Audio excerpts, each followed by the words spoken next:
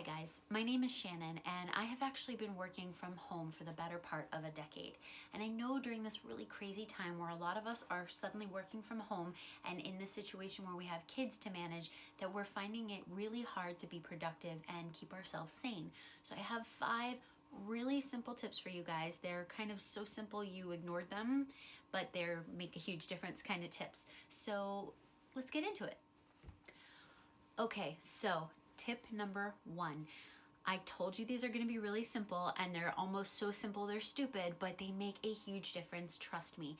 The nature of working at home, it's just a big mental game, right? You're in one space and you have to move yourself from this mental space of resting and relaxing into this mental space of being on and working, all within the same area, which is not something that most of us do. Most of the time, we have home for rest and relaxation. We get up and we go to the job where we're supposed to be on and behave a certain way.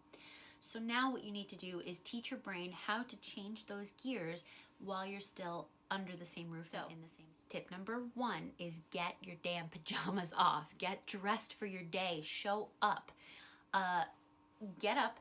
If you don't shower in the morning, shower at night, but do your shower and get yourself dressed and ready to present yourself for your day. It's really important. Think about how you act when you are fully dressed versus how you act when you're in your pajamas, right? A lot of times, most of us kind of can't wait to get home and get into our pajamas or our comfy clothes. Why? It's so you can relax. If you don't get out of those clothes, your brain just doesn't make a mental switch that, oh, we're going to be doing something, we need to ramp up.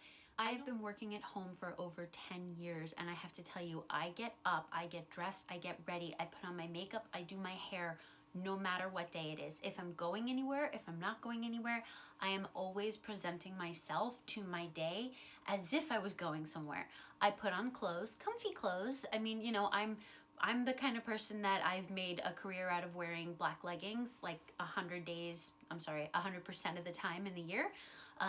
But I put on my boots, I put on some kind of a cute top, and I look like I'm ready to go somewhere. Even if I never do, it's just how I feel. And I know that when I put on my clothes, when I put on my makeup, when I do that, my brain starts to switch on and say, oh, okay, yeah, we've got to start feeling more energized and like we're able to go. So that's tip number 1, get dressed. Okay, tip number 2 of the it's so simple, it's stupid productivity tips is make your bed. Again, it's one of those like, why is she telling me this? What does this have to do with my productivity? It has to do with a mental switch that your brain makes every day to go from rest and relaxation mode into doing mode. Those are 2 completely different levels of energy, and we all know that, especially if you have kids, right? So make your bed. It signals to your body and to your brain that the night is over, resting is done, we'll come back later. And it's also a way to give yourself one like accomplishment for the morning. It's your first thing that you've done for the day. Again, that all helps that mental level and physiological level of starting to get going and feeling like you've got things under control. Those are really important, especially nowadays where we really don't have any control over anything, and we probably aren't going to get everything accomplished on our lists that we have to do that day. But damn it, if you're not going to get one thing crossed off, that's going to be making the bed. And then you know what you do? You've just rewarded yourself, because at the end of that long day where you're tired, you get to open up the bed and it's freshly made for you and you get in it and it's just heaven. So tip number 2, make your bed. All right, so we've got the first 2 tips. Now, tip number 3. Real easy. Remember, it's so simple, it's stupid, but it's going to increase your productivity. So tip number 3 is do some movement. I know, you guys are all going to say, but I don't have any time, I don't feel like it, my body hurts, blah, blah, blah, blah, blah, da, da, da, da.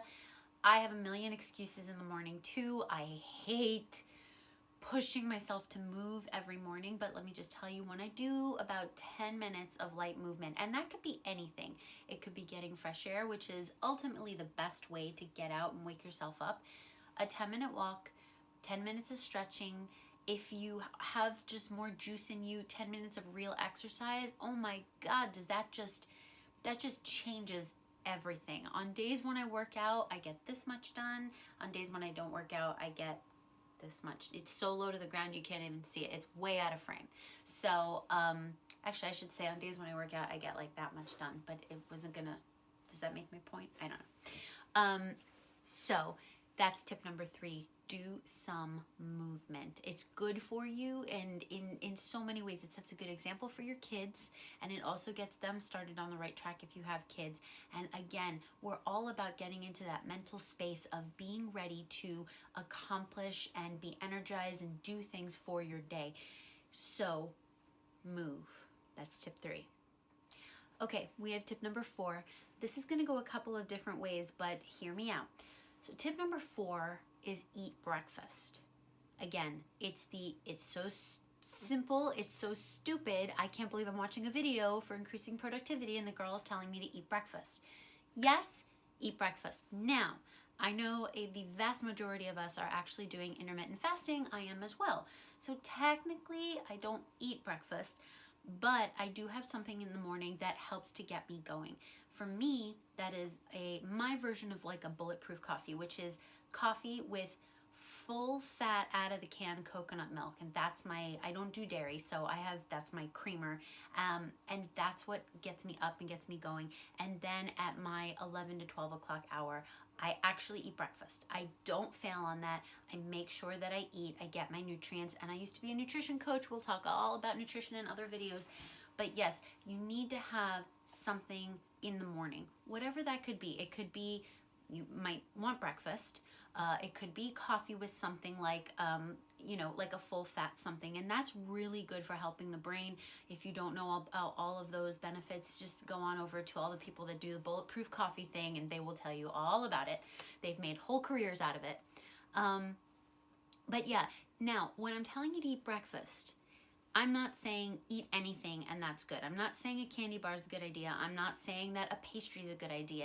Literally, if it's between you having a pastry and nothing, I vote for nothing. Because having a pastry just sets the wrong metabolic tone for the day. You will find that you have that sugar and insulin crash later. It's not a good idea. So when I say eat breakfast, I mean eat something that's actually good for you. Do something that's actually good for you. When I do finally eat, my breakfast is pretty much always the same. I have 3 eggs. I sprinkle nutritional yeast on top, 3 scrambled eggs. I have nutritional yeast. I eat some kind of greens like a salad or some broccoli that we sauteed the night before. And then I have a grain-free bread that my husband bakes for me every week. And that's what I eat without fail. I'm a creature of habit and I love my breakfast. So that being said, find something to eat in the morning and set that same tone for your children as well. It's really, really important that you do that. It sets that energetic tone so that you're more even keeled throughout the day, so that mentally you don't have that dip in the afternoon. And you're just really able, again, with all the other tips on this one, you're presenting yourself for your day, and you're not just going to show up for your day, but you're going to attack your day and be able to do everything and do it well. So tip number 4, eat something.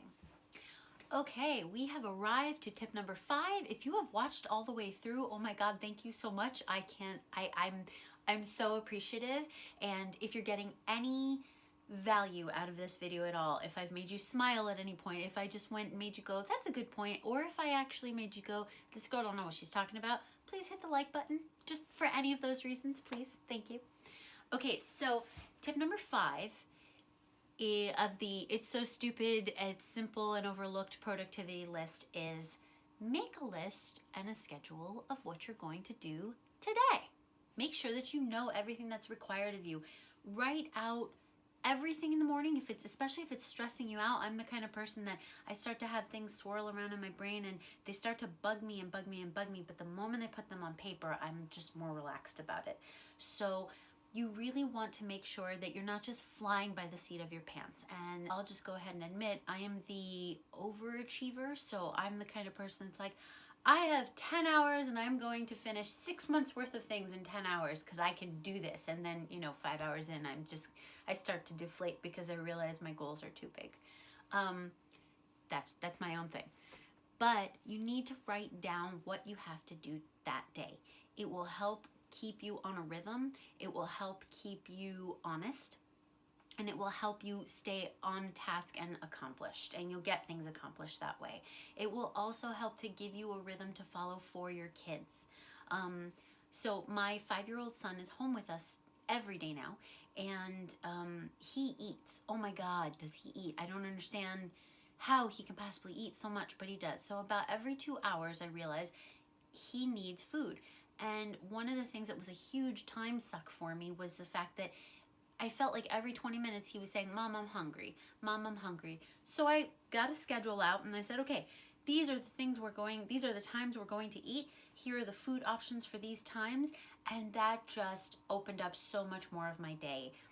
And let me just tell you, it's those simple little things of writing those things down in your day that will make a huge, huge difference. I used to have a binder when I was in elementary school. They used to give all the kids planners, and I was like one of the only kids that used it, and I loved it.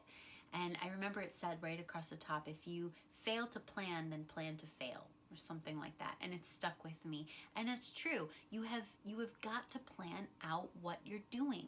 You can't just expect that it'll come to you, or that at the right time you'll just remember what needs to be done.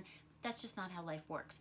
Have a schedule, write it down, get your family on board so everybody knows what they're doing, and try your best to stick to the schedule. It's okay if you don't every day. I mean, life is life, right? It's just gonna happen. But you've got at least a rough outline of what you're supposed to be doing so that mentally your brain can start to get into the rhythm, and also your brain starts to know when it needs to be at its peak productivity and when it can start to ease off.